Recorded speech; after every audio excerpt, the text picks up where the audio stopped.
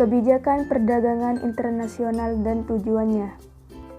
Jika membicarakan kebijakan perdagangan internasional, kita harus memandang dari dua segi, yaitu segi ekspor dan impor. Keduanya memiliki permasalahan yang berbeda. Sebagai eksportir, persoalan yang dihadapi berkaitan dengan masalah penyediaan barang dan cara memasarkannya.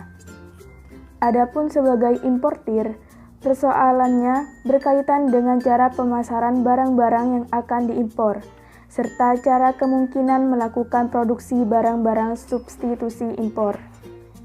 Kita mengenal berbagai instrumen untuk melaksanakan kebijaksanaan ekspor dan impor.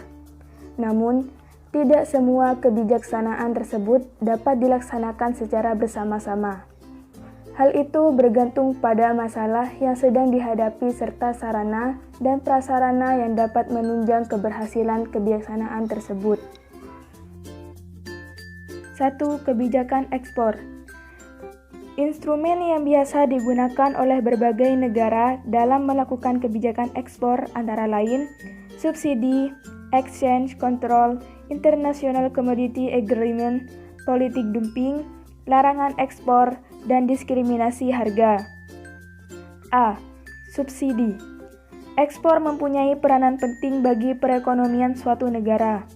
Ekspor dapat berperan sebagai motor untuk membangun perekonomian suatu negara atau pemerintah. Ekspor makin besar berarti devisa makin besar, dan makin besar pula kemungkinan-kemungkinan yang bisa dicapai dengan devisa itu untuk memenuhi kebutuhan ekonominya. Untuk mencapai maksud tersebut, cara yang dapat dilakukan pemerintah adalah memberikan subsidi kepada produsen dalam negeri.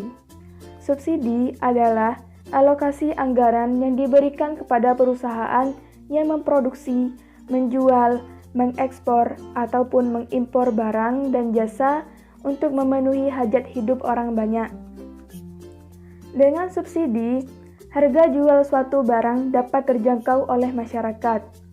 Maksud diberikannya subsidi adalah agar para produsen dalam negeri menjual barangnya dengan harga yang lebih murah, sehingga bisa bersaing dengan barang-barang impor. Pemerintah dapat memberikan subsidi dalam berbagai bentuk, seperti bantuan kredit yang mudah dan berbunga rendah, atau diberikan macam-macam insentif. Semua itu dilakukan dengan tujuan untuk mendorong ekspor dalam wujud kemungkinan diperolehnya hasil penjualan yang melebihi negara lain, sehingga valuta asing yang diperoleh lebih besar. B. Premi. Premi dalam kebijakan perdagangan internasional berupa kemudahan-kemudahan yang diberikan oleh pemerintah kepada perusahaan dalam meningkatkan ekspornya. Misalnya, penghargaan untuk kualitas barang yang memenuhi standar kualitas ekspor, penyederhanaan prosedur ekspor, biaya ekspor yang murah, dan penyediaan fasilitas pelabuhan ekspor yang memadai. Kontrol valuta asing. Kontrol valuta asing adalah jika pemerintah berusaha untuk mengatur alat-alat pembayaran luar negeri secara langsung, baik dengan berusaha untuk memegang monopoli pemilikan valuta asing, mengatur penggunaannya, maupun mengatur tingkat kursnya.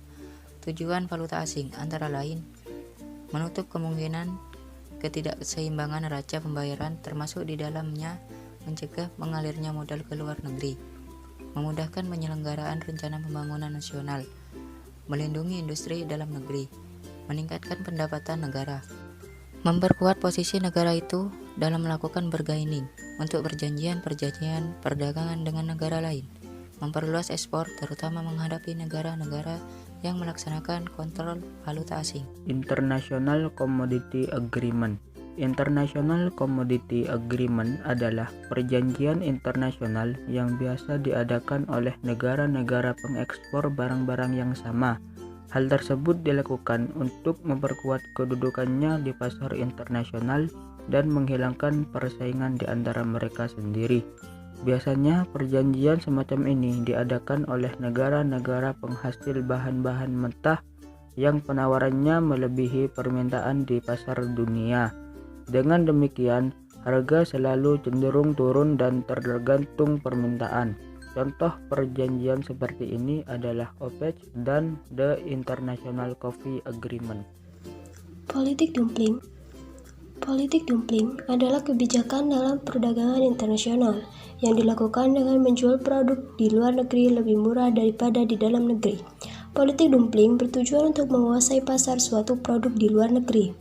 Politik dumping dapat diterapkan dengan syarat konsumen di dalam negeri tidak akan mungkin membeli barang hasil produksi dalam negeri di luar negeri. Selain itu, permintaan terhadap barang hasil produksi dalam negeri kurang elastis dibandingkan dengan luar negeri yang memiliki struktur pasar persaingan sempurna atau kekuatan monopoli dalam negeri lebih besar dibandingkan dengan luar negeri. Larangan ekspor. Suatu negara pada suatu saat melarang hasil produksinya untuk dijual ke negara tertentu. Misalnya, Amerika Serikat pernah melarang ekspor hasil persenjataannya ke Indonesia. Hal tersebut terkait dengan isu pelanggaran hak asasi manusia yang dilakukan oleh TNI. Larangan ekspor hasil produksi suatu negara ke negara lain sangat dipengaruhi oleh faktor politik dan keamanan negara.